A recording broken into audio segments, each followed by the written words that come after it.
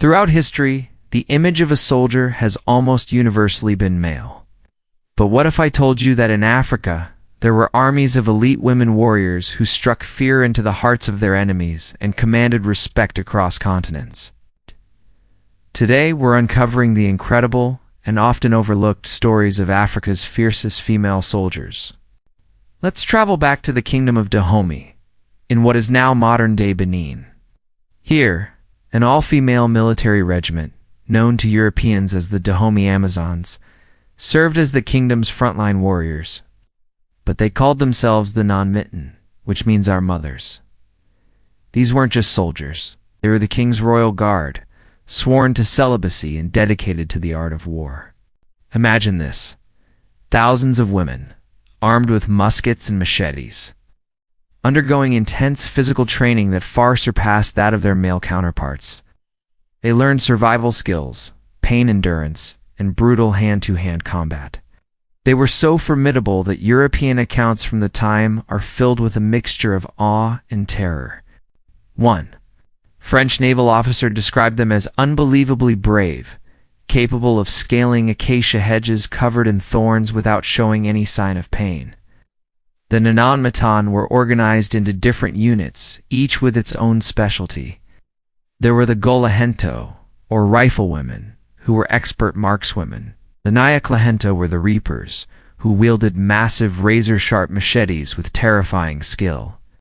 And then there were the Goento, the archers, whose poisoned arrows could take down an enemy from a distance. Their discipline was legendary. They lived in the king's palace, and when they left its walls, a young girl would walk ahead of them, ringing a bell. This bell was a warning for all men to get out of their path and avert their eyes, for even looking upon them could be punishable by death. They were considered wives of the king, but this was a symbolic marriage. They were bound by an oath of chastity, dedicating their entire lives to the kingdom and to battle. Their loyalty was absolute, and their ferocity in battle was unmatched. During the Franco-Dahomean Wars in the late 19th century, these women fought tooth and nail against technologically superior French forces.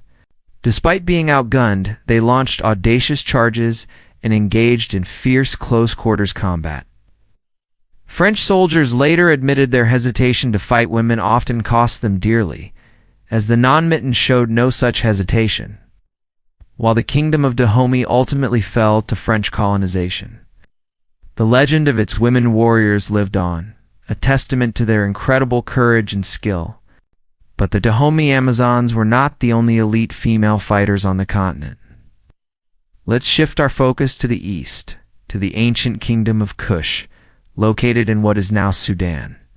The Kushite civilization was a powerful force for over 1,000 years, and at its heart were the Kandakes, the Queen Mothers, or warrior queens of Kush.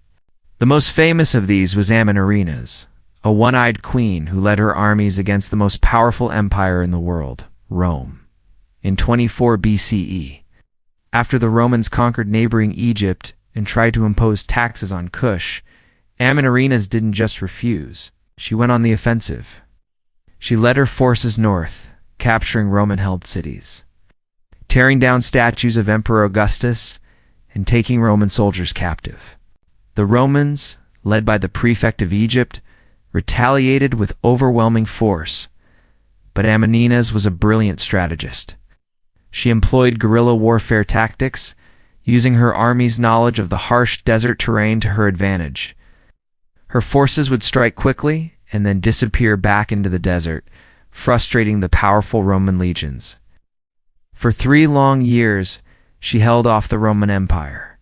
Finally, a peace treaty was negotiated, and incredibly, the terms were highly favorable to Kush. The Romans agreed to withdraw from Kushite territory and rescinded their tax demands. Amenarines had faced down the Roman Empire and won. She secured her kingdom's independence for centuries to come, proving that a determined leader, regardless of gender, could challenge even the mightiest of powers. The story of Amenarines and the Kandakes of Kush shows that women weren't just soldiers. They were commanders, rulers, and strategic geniuses who shaped the course of history. We also have the story of Queen Amina of Zatsu in what is now Nigeria.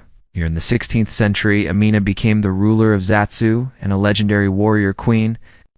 From a young age, she honed her military skills, and when she ascended to the throne, she personally led her vast army in campaign after campaign.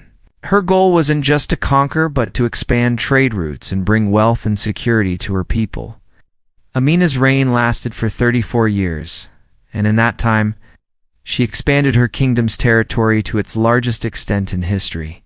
She is credited with introducing the cultivation of kola nuts and building the famous earthen walls that fortified cities throughout her kingdom, many of which still stand today and are known as Amina's Walls.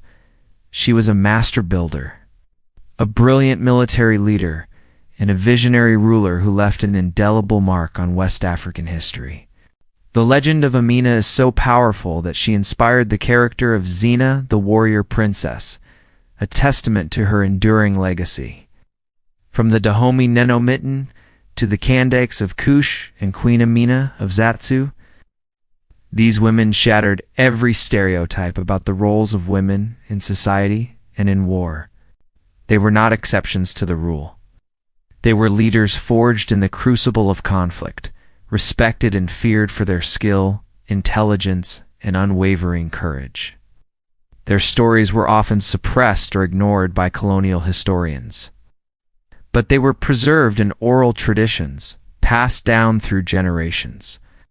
Today, as we rediscover these histories, we gain a fuller, more accurate picture of the past.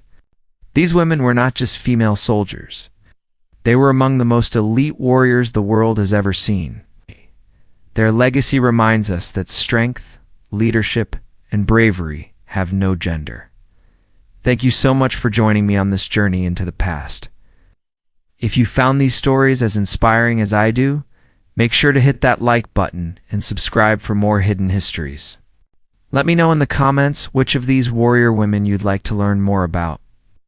Until next time, stay curious.